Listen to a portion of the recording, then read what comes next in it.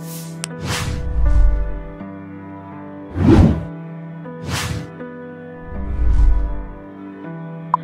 हाय नमस्ते माहिबे blog channel को आपण मानक स्वागत। प्रिय दर्शक बंधु माहिबे ब्लॉग चैनल रो एही नुआ वीडियो रे आपण माने खोर्धा बलांगीर रेलवे लाइन संपर्कित नुआ तथ्य बा नुआ दृश्य देखिबा को पाइबे।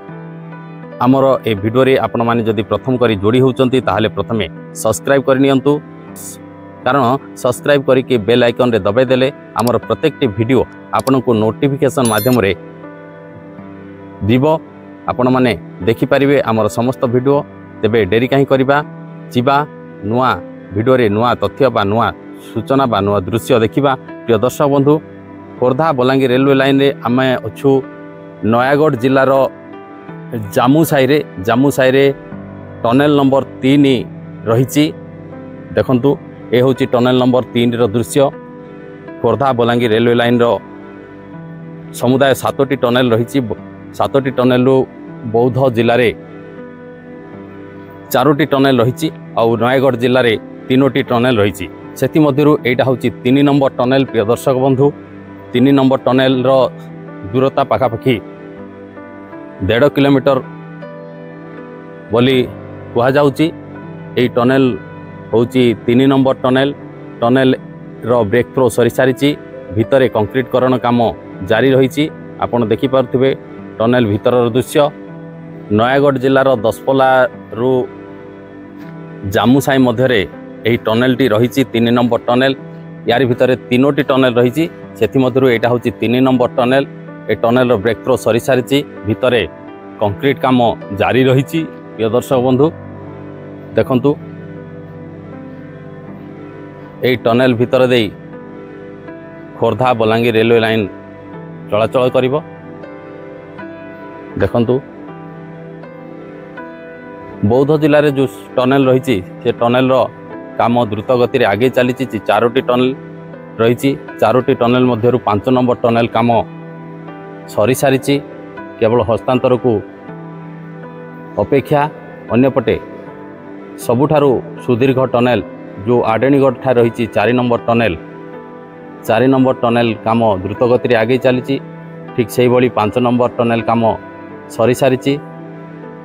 6 नंबर टनेल काम मध्य शेष पर्यायर पहुंची। 7 नंबर टनेल काम मध्य शेष पर्यायर पहुंची। किंतु जो नयागढ़ जिले में 3टी टनेल रही। वर्तमान जो दृश्य देखुंती ए होची टनेल नंबर 3 रो दृश्य।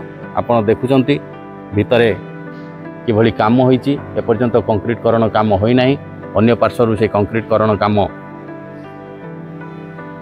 आरंभ होईची। प्रिय दर्शक बंधु, आपणकर बारंबार अनुरोध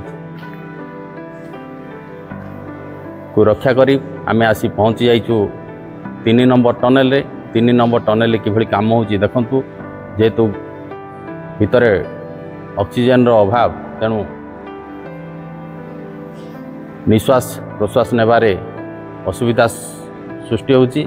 तेणु भितर को जीवा नहीं, विपद रही। केतबेले पत्थर भी खसी पारे। आपण दूर देखंतु ए होची टनेल नंबर 3 रो दृश्य। टनेल नंबर 3 कोठे अछि ना नयागढ़ जिला रो दसपल्ला ब्लॉक अंतर्गत जामु साई रे रही 3 नंबर टनेल।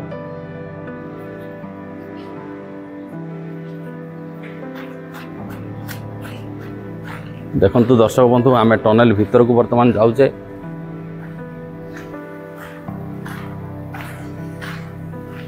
ये होची 3 नंबर टनेल रो दृश्य।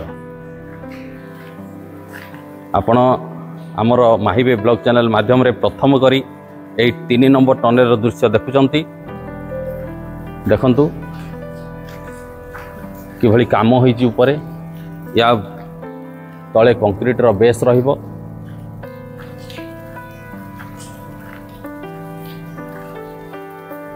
ये होची टनेल नंबर 3 रो दृश्य। ब्रेक थ्रो सरी सारी टनेल रो। एटा होची 3 नंबर टनेल रो दृश्य। माहिबे ब्लॉग चैनल माध्यम रे आपण देखि पारछंती टनेल नंबर 3 रो दृश्य। प्रिय दर्शक बंधु, टनेल नंबर 3 केते काम अग्रगति होईची, केउ पर्यायर पहुंची से बाबद रे हमर ए माहिबे ब्लॉग रो ए वीडियो रे आपण जानी पारिले। जदि आपण मानक ये वीडियोटी भल लगुच ताले लाइक करेंगे, शेयर करेंगे, कमेंट करेंगे, आम माहिबे ब्लॉग चैनल को सब्सक्राइब करेंगे।